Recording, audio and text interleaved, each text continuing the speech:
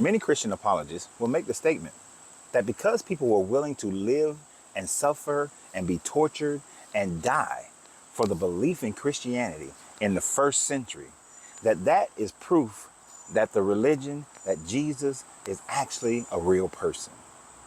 And we're going to watch a video of one such apologist trying to make that claim. But we will see if what he claims will stand up to reality. Paul is being on trial. And what do you find when you go through the book of Acts? What is Paul's reception? Every town he goes to. Not good. Not good. So let's walk through it real quick. In Damascus, the Jews plot to kill him. In Jerusalem, they were seeking to kill him. In Pisidia, they attacked him and drove him out. In Iconium, they sought to stone him. In Lystra, they actually did stone him and leave him for dead. In Philippi, he's beaten with rods and jailed. Like, do you do this for a myth?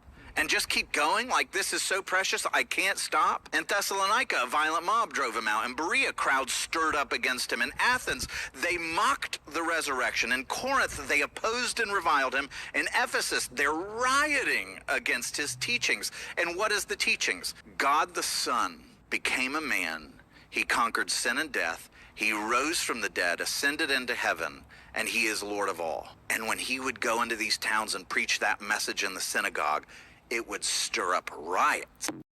So many will have you believe that this type of personality or this type of attitude towards a religion or a myth is something that is brand new only to Christianity.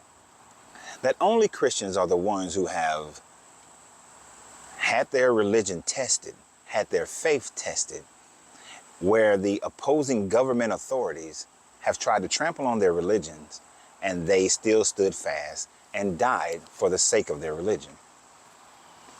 We can start in ancient times and work our way forward, or we can start in modern times and work our way back. Either way, we're going to see the same psychosis. What is that psychosis that happens within people that causes them to be willing to die for a religion? I find it most often when you find people who are being oppressed, or people who think that they have an opportunity to take advantage of a situation, that they will then become headstrong into that religion, into that faith, and they will be willing to die for it. And then when children have been brought up in that religion, they will be willing to die for that religion as well. Now, in the case of Paul, Paul was not brought up in that religion. Paul supposedly had this story where he was knocked off of his horse. And we see that same story being told in the Bacchae according to the religion, the belief in Dionysus. So if you want to see what possibly could be the origin of the Paul story, read the Bacchae, and you'll understand and see similarities in how a person was persecuting a different religious group, the religious sect of Dionysus, and then Dionysus appeared to him, and then he converted over into worshiping Dionysus. We have the similarities here with Paul, even though it's a possibility that Paul never existed as a person, but it's merely the writings of Josephus ben Matthias, as well as Philo of Alexander. Now, this idea of dying for a religion, as I said, is not a new thing. For those of you who are closer to my age, you may remember the Branch Davidians. The Branch Davidians in Waco, Texas, believed that David Koresh was the return of Jesus, and that they were willing to die in a burning house for that belief. They were willing to face off against the police and the ATF for their belief. Men were willing to give up their wives, and wives were willing to become the husband of David Koresh in order to fulfill their belief. For those of you who like to utilize the term, don't drink the Kool-Aid, or you're drinking the Kool-Aid, that term comes from Jim Jones, who started a religious cult based on Christianity, took the people into Central America, and when the government came, they all drank a poison fruit drink in order to commit this mass suicide for their beliefs. Throughout history, we can find people who are willing to sacrifice their lives for their beliefs, whether they were born into it or they were cultivated into it, as with the people of Waco, as with the people with the Jim Jones cult. We can talk about the Heaven's Gate, where they ritually suicided themselves looking for a spaceship to come behind this comet. We can find these things, but we can also find it in every major religion that is alive today.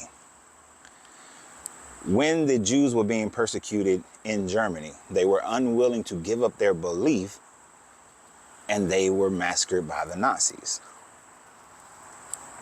When Jews were in the Americas, many were treated unkindly.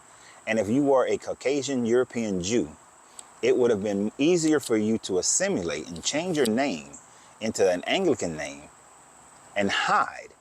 But many stood steadfast, and many died for their religious belief, to uphold their religious beliefs. When we look at Islam, when Islam first came about as the Mohammedans, many did not pay attention to them in the Arab nations. But when this group was taken over by Malik and then Ibn Sabin, and became the galvanizing force behind what became the Arab nation that swept over the Levant and North Africa, they encountered many Arabs who refused to give up their belief in the other polytheistic deities to which they worship, and they were slaughtered.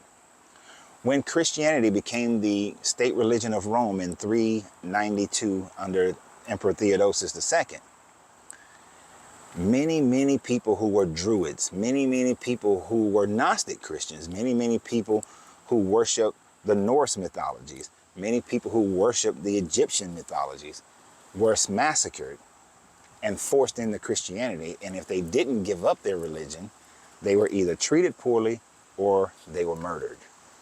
So even within Christianity, it became the religion that oppressed other religions and other people in religions if they didn't convert over.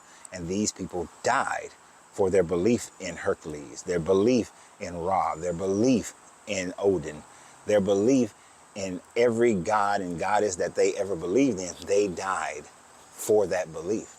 So does that validate these other religions because people died? And it wasn't just in this Mediterranean area either.